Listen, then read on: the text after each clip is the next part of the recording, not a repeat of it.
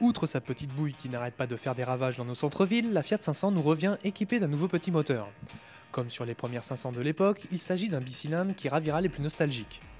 Hormis ce petit clin d'œil historique, Fiat joue les écolos en abaissant le taux de CO2 de sa petite citadine fétiche à moins de 100 grammes par kilomètre. Issu de la nouvelle technologie multi-air, le petit bicylindre de 85 chevaux à la sonorité si particulière n'amuse pas le terrain.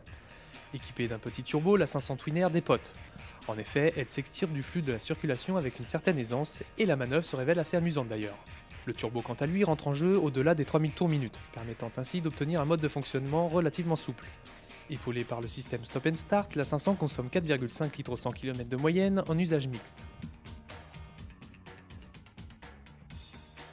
L'intérieur n'évolue pas par rapport aux autres 500 de la gamme. Le style néo-rétro avec notamment la planche de bord en plastique laqué fait toujours partie de l'univers de la 500. Par ailleurs, le conducteur profitera d'une bonne prise en main de la commande de boîte. Au chapitre des équipements, la finition pop de notre Fiat 500 propose de série l'autoradio CD-MP3 ou encore la fermeture centralisée à distance. La clim auto vous sera facturée 1400 € supplémentaires.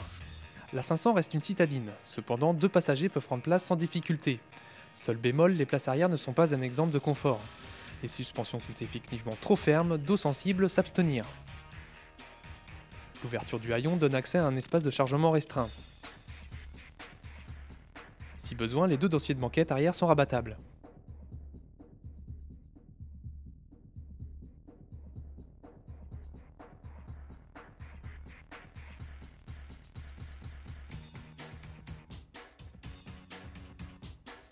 Notez qu'à partir de janvier 2011, la Fiat 500 Twin Air bénéficiera d'un bonus écologique de 500 €, puisque son taux de rejet en CO2 est de 95 grammes par kilomètre. Une vraie performance.